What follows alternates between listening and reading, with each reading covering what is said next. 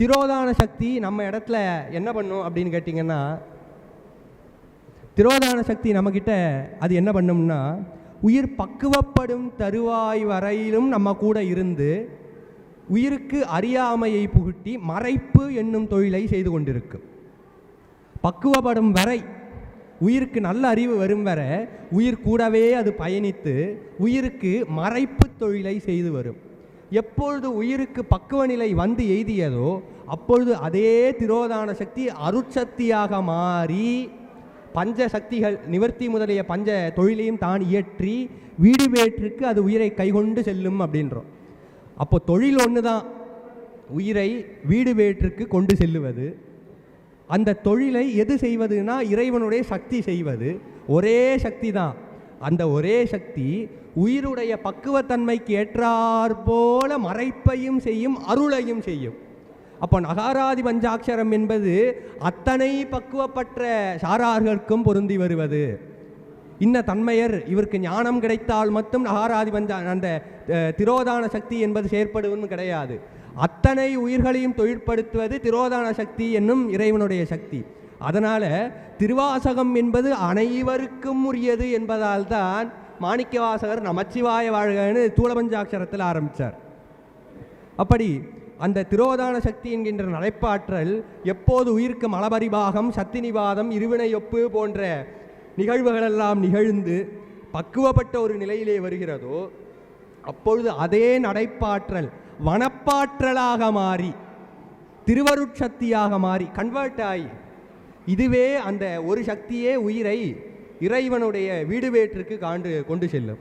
அப்போது உயிருக்கு துன்ப இன்பங்களை கொடுப்பதெல்லாம் எந்த சக்தி எதை முன்னிறுத்தி தரும்னா அது நடப்பாற்றலாக இருக்கின்ற திரோதானி மறைப்பாற்றலை செய்து உயிருக்கு துன்பமும் இன்பமும் மாறி மாறி தரும். அதுவே உயிருக்கு இன்பத்தை பரிபூரணமாக தரக்கூடியது எதுன்னா அது வனப்பாற்றலாக இருக்கக்கூடிய திருவருட்சக்தி. அப்படி இறைவனுடைய திருவருட்சக்தி உயிர்களிடத்தில் வந்து பொருந்து முறைமை அப்படின்னு இருக்கே, இது ஒரே சக்தி வேறு மாறுபட்ட தன்மையை செய்கிறது. தாய்மானவர் அதனால தான் சொன்னார், நினை எல்லாம் செய்ய வல்ல சித்தாம் இன்ப உருவை தந்த அன்னையே அப்படின்னார். பூதமுதலாகவே நாத பரியந்தமும் பொய் என்று என்னை காட்டி என் போதத்தின் நடுவாகி அடியீரும் இல்லாத போகபூரண வெளிக்குள் ஏதுமரனில் என்று உபாயமாக வைத்து உயிர் வீடு வேற்று கடையணும்னா அதுக்கு உபாயம் என்னன்னா கருவிகரணங்களை விட்டு நில் உபாயமாக வைத்து நினை எல்லாம் செய்ய வல்ல சித்தாம், உன்னை எல்லாமே பண்ணும் பாது, நினை எல்லாம் செய்ய வல்ல சித்தாம் இன்ப உருவை தந்த அன்னையே உன்னையே எளியேன் மறந்து உய்வனோ. இன்ப உருவை தந்தது நமக்கு கருவிகரணங்களோடும் கூட்டி அதை விட்டு அகன்று இன்ப உருவை தந்தது எதுன்னா அன்னை பராசக்தி. இன்ப உருவை தந்த அன்னையே உன்னையே எளியேன் மறந்துய்வனோ. வாதநோயாளர்க்கும் எட்டாத முக்கண்ணுடை மாமருந்திற்கு அமிர்தே, முக்கண்ணுடை மாமருந்திற்கு அமிர்தே வரையறையனுக்கு இரு கண்மணியாய் உதித்த மலைவளர் காதலி பெண் உமையே என்று திருச்சிராப்பள்ளி மட்டுவார் கோயிலையை போற்றுகின்றார் நம்முடைய தாய்மான சுவாமிகள். அப்போது இறைவன் நமக்கு துன்ப இன்பங்களை கொடுக்கின்றான். அதுதான் துன்பமுமாய் இன்பமாயினார்க்கு ஆடப்பொற் சுண்ணம் இடித்து நாமேன் மாணிக்கவாசகர் சொன்னார். துன்பம் இன்பம் வருகிறதுனா அதை கூட்டுவிப்பதும் இறைவன், அதை தருவதும் அவன், அதுவாகி இருப்பதும் அவனே அப்படின்னார். அதை ஞானசம்பந்தர் சொல்லும்போது குற்றம் நீ குணங்கள் நீ குடலால வாயிலாய் அப்படின்னாய். குற்றமும் அவன்தான், குற்றத்தின் மாறுபட்டிருக்கும் குணங்களும் அவன்தான் அப்படின்னார். அப்போது இறைவன் தான் நமக்கு துன்பத்தையும் கொடுக்கின்றான், இன்பத்தையும் தருகின்றான், வீடு வேறாகவும் இருக்கின்றான். அப்போது துன்பமுமாய் இன்பமாயினார். இந்த வகையிலெல்லாம் இறைவன் நமக்கு துன்பமாகவும் இன்பமாகவும் தந்து, துன்பத்தையும் தந்து இன்பத்தையும் தந்து, இந்த இன்பத்திற்கும் வீடு வேற்றில் இருக்கின்ற இன்பத்திற்கும் என்ன வேறுபாடு அப்படின்னா இது சிற்றின்பம், இன்னைக்கு வரும் நாளைக்கு போயிடும். அது அந்த வீடு வேற்று இன்பம் என்பது பேரின்பமாக இருக்கும். அதான் மாணிக்கவாசகர் சொன்னார், தினைத்தனை உள்ளதொரு பூவினில் தேன் உண்ணாதே நினைந்தோறும் காந்தோறும் பேசுந்தோறும் எப்போதும் அனைத்து எலும்பும் உள்நக ஆனந்தத்தேன் சொரியும் குணிப்புடையானுக்கே சென்று ஊதாய் கோத்தும்பி. தும்பியை கூப்பிடுறார். தும்பியை அந்த வண்டை கூப்பிட்டுட்டு சொல்கிறார், ஏ தும்பி, என்ன நீ சின்ன சின்னதாக இருக்குது அந்த தேனையெல்லாம் சாப்பிட்டுட்டு இருக்க. பூவில் தேன் எவ்வளோ இருக்குது? கொஞ்சோண்டு இருக்குது, ஒரு திணைத்தளவு இருக்கும்.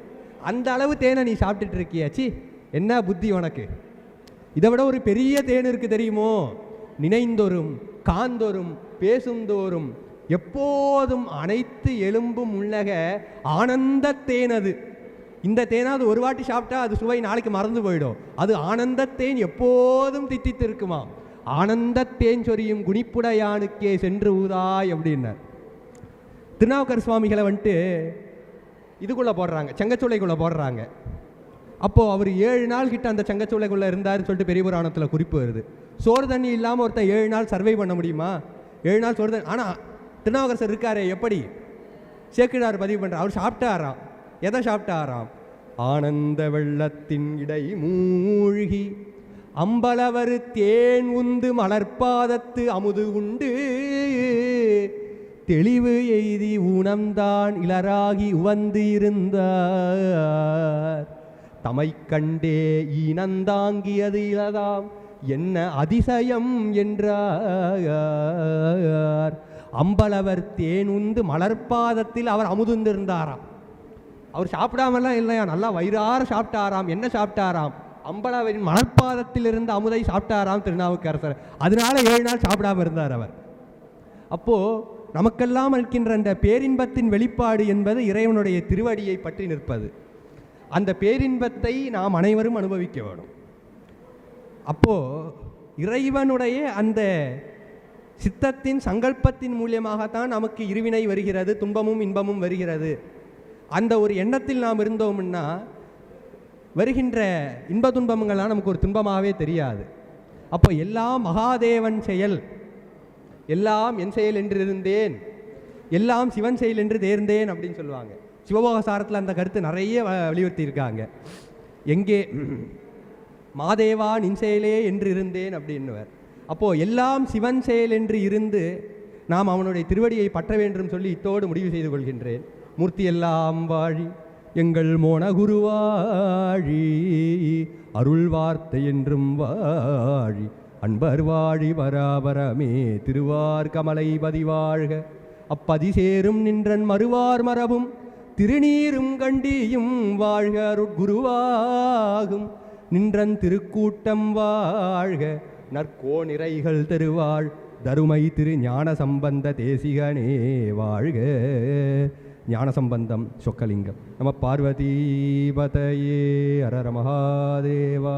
காவாய் கனகத்திரளே போற்றி கைலை மலையானே போற்றி போற்றி. ஞான சம்பந்தம்.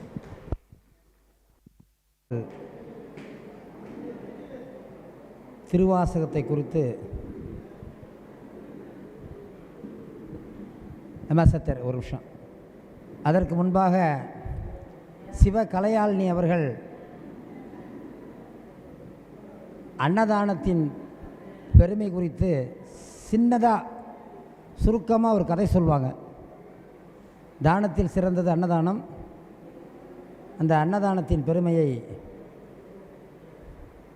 பறைசாற்ற வேகமாக வாங்க. அண்ணன் நட போட்டு வராதிங்க. எல்லோரும் கைத்தட்டி வரவேற்கணும்.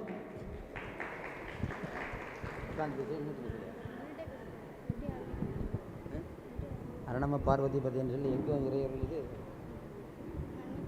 அது சொல்லி தைரியமாக பேச பார்க்குறேன். அன்னை தமிழை வணங்குகின்றேன், வான்புகழ் வள்ளுவரை வணங்குகின்றேன், என் அன்னை தந்தையை வணங்குகின்றேன். அனைவருக்கும் வணக்கம். இன்றைக்கு ஒரு அன்னதான கதையை பற்றி பேச உள்ளேன். காசி மாநகராட்சியில் குஷ்டரோகி பிச்சைக்காரர் இருந்தார். அவருடன் 3 நாய்களும் இருந்தது. தினமும் காலை எழுந்து குளித்துவிட்டு பிச்சை எடுக்க செல்வார். சென்று அதில் கிடைத்த உணவை 4 பங்காக பிரித்து 3 பங்கை 3 நாய்களுக்கு கொடுத்துவிட்டு 1 பங்கை தான் சாப்பிடுவார். இப்படியே சில நாட்கள் சென்று கொண்டிருந்தது. ஒரு நாள் சாப்பாடு மிக அதிகமாக கிடைக்கவில்லை. இருந்தாலும் அந்த சாப்பாட்டை 4 பங்காக பிரித்து 3 பங்கை 3 நாய்களுக்கு கொடுத்துவிட்டு 1 பங்கை தான் சாப்பிடலாம் என்று செல்லும்போது இன்னொரு பிச்சைக்காரர், நான் சாப்பிட்டு 3 நாளாகிவிட்டது, எனக்கு கொஞ்சம் சாப்பாடு இருந்தால் கொடுங்க அப்படின்னு கேட்டார்.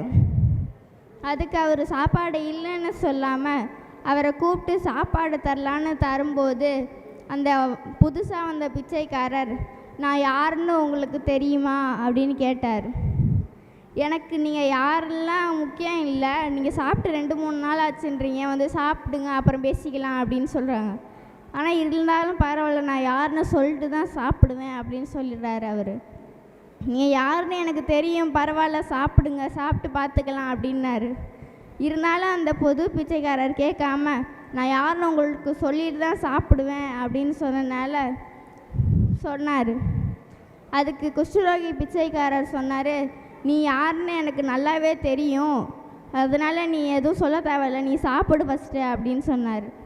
சரி, நான் யாருன்னு உங்களுக்கு தெரியுமே, இப்போ யாருன்னு நீங்கள் சொல்லுங்கள் அப்படின்னு கேட்கும்போது, நீ தான் காசியில் உள்ள சிவபெருமான் அப்படின்னு சொன்னோடனே காசியில் உள்ள சிவபெருமான் வந்து அவருக்கு காட்சி தராரு. குஷ்டரோகம் எல்லாம் பறந்து போயிடுது. அப்போ குஷ்டரோகி பிச்சைக்காரர் கேட்குறாரு, காசியில் இவ்வளோ பேர் இருக்கும்போது ஏன் என்கிட்ட மட்டும் வந்த அப்படின்னு கேட்கும்போது, நீ பிச்சை எடுத்த சாப்பாட்டை 3 நாய்களுக்கும் நீ தினமும் கொடுக்குறனால தான் உன்கிட்ட வந்தேன் அப்படின்னு சொல்கிறார். இந்த கதையிலேருந்து நம்ம தெரிஞ்சுக்க வேண்டியது என்னென்னா, எப்போதும் நம்மள்ட்ட இருக்கிற சாப்பாட்டை ஒரு வேளையாவது அன்னதானம் பண்ணணும். நன்றி, வணக்கம். நடராஜர் பாட்டு. தரிசனம் கண்டவர்க்கு மறுஜனனம் இல்லை, வரிசையுடன் அம்பலவன் வாழ்கின்ற தில்லை, இரவு பகல் இடைவிடா ஏகரச பக்தி, இன்பம் ஒரு ஆனந்தம் பொங்கி வரும் பக்தி, பரவி வரும் அவன் அருகில் அனுமாதி சிக்தி, பணிந்து வந்து சிற்றம்பலத்தை வலம் சுற்றி சொப்பனம் கண்டு இவ்வுலகில் தோன்றி வரும் வேதம், சொன்னதது நீ என்ற வழியாகும் பேதம், அற்புத மிருதங்கம் அது தாளம் ஒரு கீதம், அனவரதம் திருநடனம் ஆடி வரும் பாதம், அல்லும் பகலோயாது அடியவர்கள் கோஷ்டி, அரகர என்ற மிருதவானவரை ஓட்டி, தில்லை வாழந்தனர்கள் கையெடுத்து கூப்பி, சிக்கனவை திரை திறந்து பரவடியை காட்டி, நஞ்சுண்ட கண்டனுக்கு கொன்றை மலர் சாற்றி, நல்ல திரு சாந்தனையும் அம்பிகையை போற்றி, குஞ்சித பாதம் தனது மனதில் உருவேற்றி, கோபாலகிருஷ்ணன் தொழும் நடராஜமூர்த்தி, கோபாலகிருஷ்ணன் தொழும் நடராஜமூர்த்தி, கோபாலகிருஷ்ணன் தொழும் நடராஜமூர்த்தி.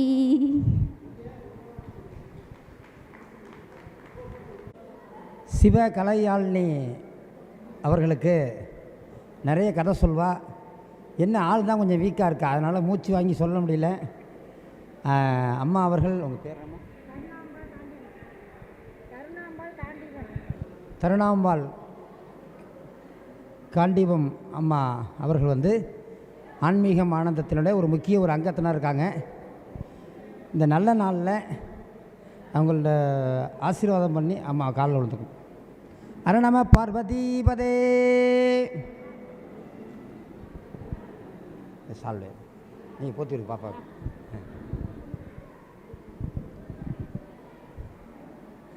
அர நம பார்வதிபதே. அப்படியே கொஞ்சம் அவங்களுக்கு போட்டு போட்டு போட்டு எல்லாம் கை தட்டுங்க.